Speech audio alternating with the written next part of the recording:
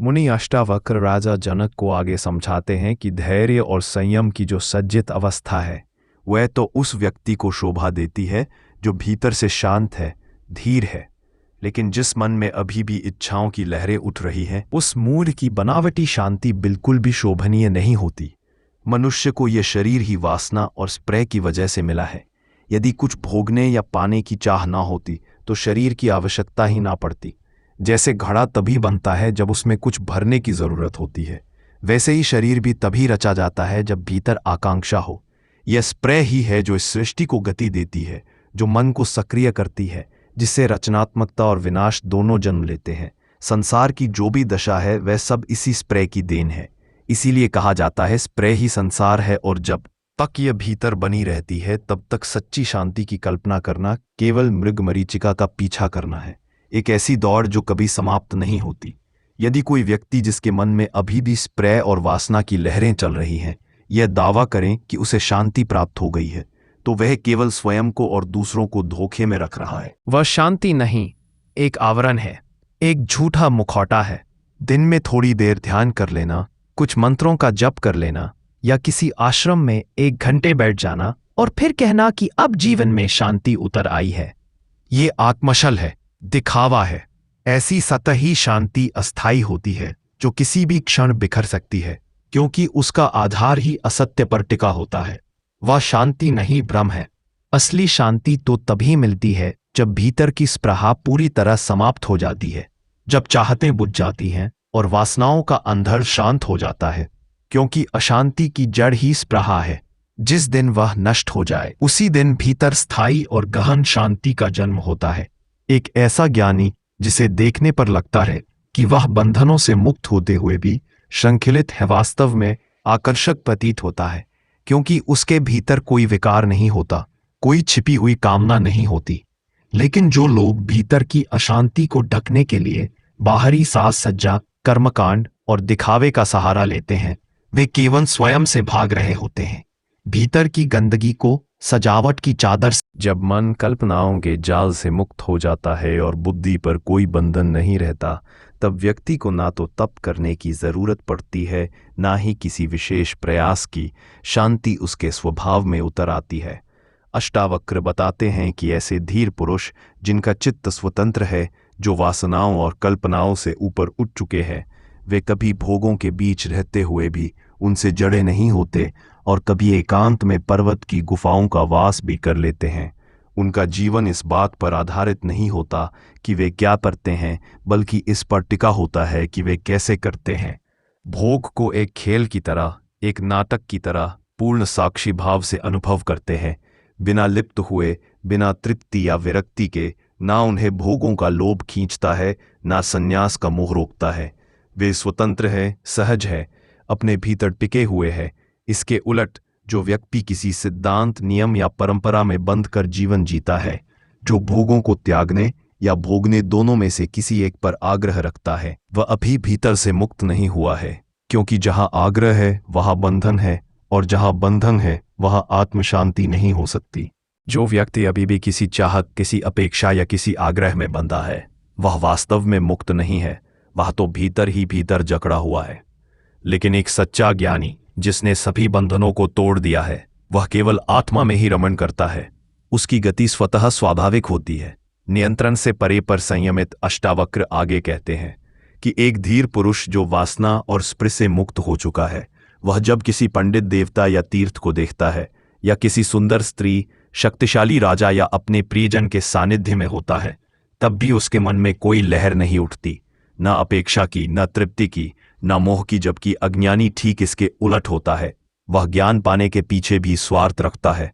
वह पंडितों के पास इसलिए जाता है कि शायद कुछ लाभ मिल जाए, देवताओं की पूजा करता है ताकि धन, पुत्र, पद या यश मिल सके, तीर्थों की यात्रा करता है ताकि अपने पाप धो सके, मंदिरों में सजदा करता है, पर मन में सौदेबाजी लिए हुए स्त्री को देखकर वह वासना में बहक जाता है।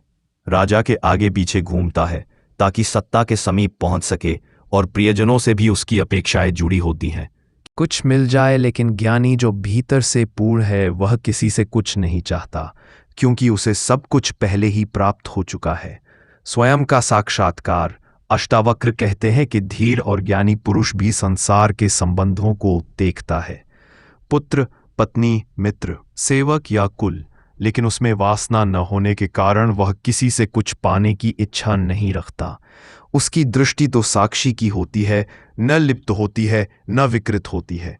वहीं दूसरी ओर अज्ञानी का मन वासना और अहंकार से भरपूर होता है, जिसकी वजह से उसमें लोभ, मोह, क्रोध और तृष्णा जैसे विकार पनपते हैं। जब उसकी इच्छाएं पूरी नहीं होती, जब उसे वह मान सम्मान नहीं मिलता जिसकी उसे कामना थी, तब उसका अहंकार आहत होता है और वह तिलमिला उठता है। अपमान, उपेक्षा या अस्वीकार उसके लिए असह्य हो जाता है और वह बदले की आग में जलने लगता है। लेकिन जो लोग इस अहंकार को समझते हैं, जो इसे फुसलाने या शांत करने की कला जानते हैं, वही वास्तव में निपुण है। वरना तो यह अहंकार भीतर ही भीतर सब कुछ जला डाल सहज स्वभाव में स्थित रहता है, बिना किसी दिखावे या प्रयास के। अष्टावक्र कहते हैं कि जब व्यक्ति में अहंकार समाप्त हो जाता है, तब वह किसी भी बाहरी प्रतिक्रिया, चाहे वह अपनों द्वारा की गई तिरस्कार हो, हंसी उड़ाई जाए या अपमान किया जाए, उससे विचलित नहीं होता, क्योंकि उसे भीतर से कुछ भी छू नहीं पाता। वह विकारों से अछूता रहता है, क्योंकि विकारों की जड़ ही अहंकार है। इसी कारण अष्टावक्र कहते हैं कि धीर पुरुष की दशा बड़ी विलक्षण होती है। वह संतुष्ट होकर भीतर से संतुष्ट नहीं होता और दुख में भी वह दुखी नहीं होता। उसका चित्त किसी भी अवस्था में स्थिर रहता है। वह ना तो किसी अनुभूति से बंधता है और ना किसी प्रतिक्रिया में उलझता है। ऐसी स्थिति को केवल कोई दूसरा ज्ञानी ही समझ सकता है। इसके विपरीत अज्ञानी भीतर से भरा होता है। वासना, तृष्णा, लोभ, मोह, काम, क्रोध और हिंसा की आग में झुलसता है, लेकिन बाहर से वह एक सज्जन, दयालु, सेवाभावी और त्यागी होने का मुखौटा पहनकर समाज में घूमता है। यही ज्ञान और अज्ञान के बीच का सबसे गहरा फर्क है। एक भीतर से निर्मल हो कि यह संसार वास्तव में कर्तव्यों की ही रचना है। यहां जीते हुए कोई भी व्यक्ति कर्म से बच नहीं सकता, क्योंकि उसका पूरा अस्तित्व ही कर्तव्यों का प्रतिफल है। हर कोई कुछ ना कुछ करता ही है और वही उसकी स्थिति, दशा और दिशा तय करता है। ज्ञानी भी कर्म करता है, लेकिन उसका करना एक सहज प्रवाह होता है। उसमें ना संकल्प की ग्रंथि होती है, ना फल की अपेक्षा, ना अहंकार की छाया। जबकि सांसारिक व्यक्ति कर्तव्य निभाते हुए लगातार सोचता है कि यह शुभ है या अशुभ, इससे समाज क्या कहेगा, बदले में क्या मिलेगा। उसका कर्म निंदा और प्रशंसा के तराजू पर तोला जाता है।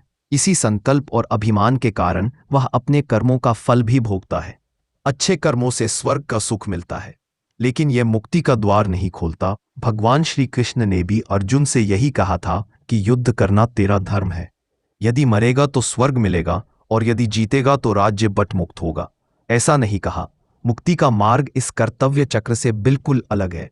वह न केवल संसार से परे है, बल्कि स्वर्ग जैसी आकर्षक अवस्थाओं से भी परे है, क्योंकि स्वर्ग में सुख भले हो, पर वहां भी वास जीवित रहती है।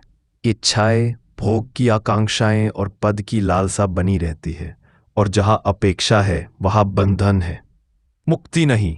इसीलिए कहा गया है कि देवता यहां तक कि इंद्र भी पूर्ण शांति में नहीं है। कभी मनुष्यों की इच्छाएं उनके इंद्रासन को डगमगाने लगती हैं, तो कभी असुरों की हलचल उन्हें बेचैन कर देती है। वे भी असुरक्षा और अशांति के घेरे में बंधे हैं। लेकिन एक सच्चा ज्ञानी, जिसने वासना और इच्छा को जड़ से मिटा दिया है, वही वास्तव में मुक्त होता है। वह शून्य में स्थित निराकार, निर्दोष और पीड़ा से परे होता है।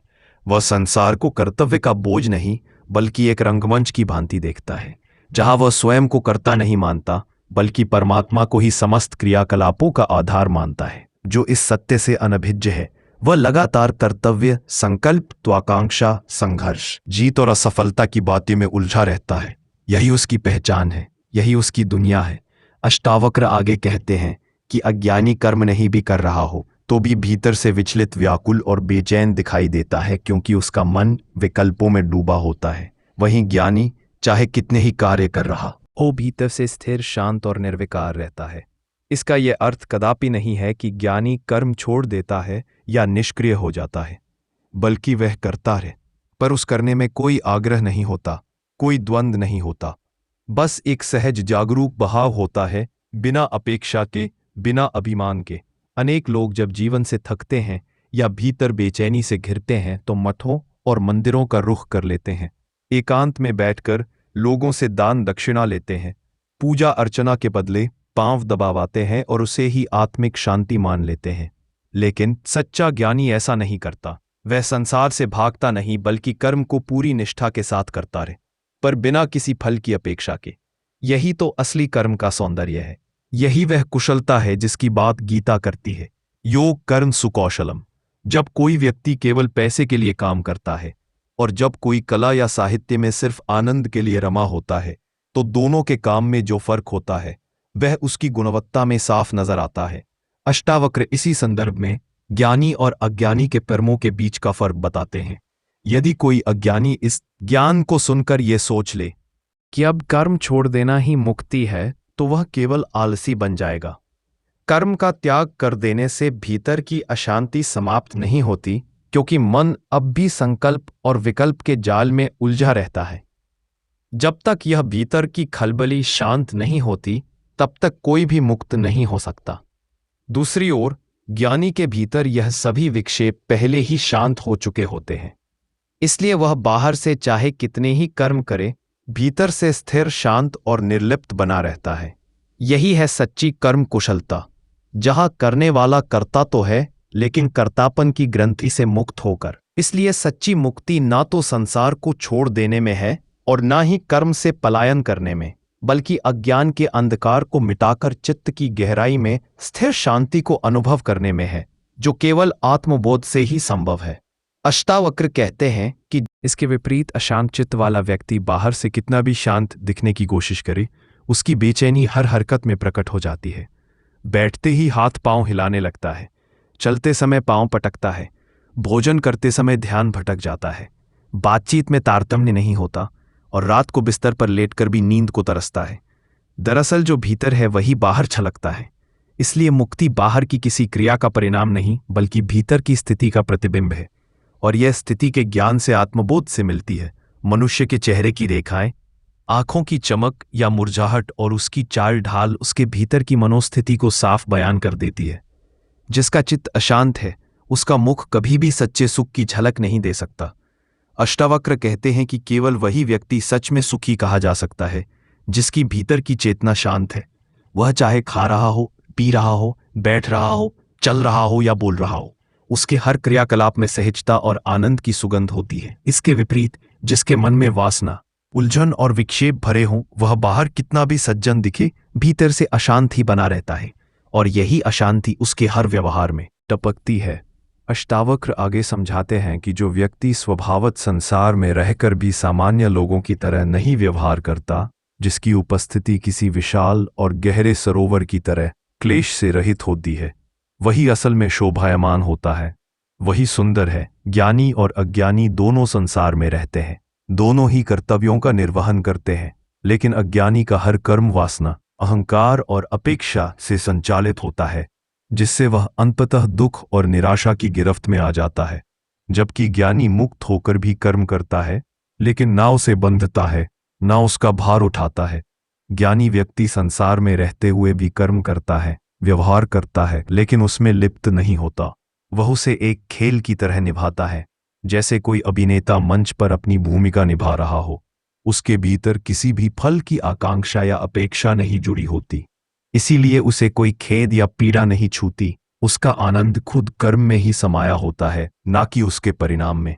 जबकि अज्ञानी व्यक्ति का सुख संतोष पूरी तरह फल की प्राप्ति पर टिका होता है, और जब वह फल ना मिले तो वह दुख से भर जाता है। कि ऐसा ज्ञानी जिसके मन में पूर्ण शांति हो, वह किसी विशाल शांत सरोवर की तरह दिखाई देता है, गहराई से भरा हुआ पर सतह से स्थिर और क्लेश रहित। अज्ञानी चाहे समाज के सभी नियमों और व्यवहारों का पालन करता हो, भीतर से अशांत ही रहता है, क्योंकि उसका व्यवहार बाहरी दिखावे और भीतरी असंतोष से संचालित होता है। ज्ञानी भले ही साधारण लोगों की तरह व्यवहार ना करे, फिर भी उसका आचरण शोभायमान होता है और क्लेश से मुक्त। अष्टावक्र आगे कहते हैं कि मूर्ख की निवृत्ति अर्थात संसार से हटने की चेष्टा भी एक प्रवृत्ति बन जाती है, एक नई वासना का रूप ले लेती है, जबकि धीर पुरुष की प्रवृत्ति यानी कर्म में संलग्नता भीतर की निवृत्ति जैसी शांति और फल देती है। यही अंतर है बाहरी त्याग और आंतरिक मुक्तता के बीच। इस सूत्र में अष्टावक्र बड़ी सूक्ष्मता से बताते हैं उसके भीतर अज्ञान ज्यों का त्यों बना हुआ है। अहंकार अब भी सांस ले रहा है। वासनाएं अब भी किसी और रूप में जीवित हैं और कुछ ना कुछ पाने की आकांक्षा अब भी सजीव है। तो समझ लेना चाहिए कि वह बाहर से निवृत्त दिखते हुए भीतर से पूरी तरह प्रवृत्त ही है। उसने एक इच्छा को छोड़कर दूसरी इच्छा पकड़ ली, संसार की कामनाओं का त्याग कर दिया, लेकिन मुक्ति, स्वर्ग या मोक्ष की वासना अब उसे संचालित कर रही है। ऐसा व्यक्ति घर छोड़कर आश्रम जरूर बना लेता है, लेकिन अपने साथ घर का उपद्रव भी नए रूप में ले आता है। जहां पहले संसार में सम्मान पाने की लालसा थी, वहीं अब आश्रम में और भी अधिक मान सम्मान, पूज्यता, प्रतिष्ठा की आकांक्षा उसे घेर लेती है।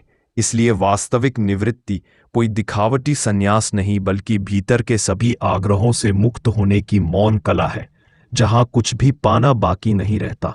इसलिए जो व्यक्ति बाहर से त्याग का प्रदर्शन करे, लेकिन भीतर वासना, अहंकार और आसक्ति से भरा हो, वह वास्तव में निवृत्त नहीं, केवल प्रवृत्ति के एक नए रूप में उलझा होता है।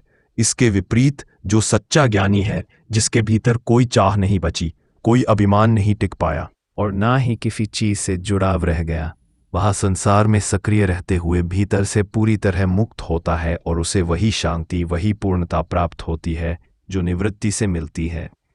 अष्टावक्र स्पष्ट करते हैं कि प्रवृत्ति और निवृत्ति का निर्धारण वस्तुओं से नहीं, बल्कि भीतर की वासना से होता है।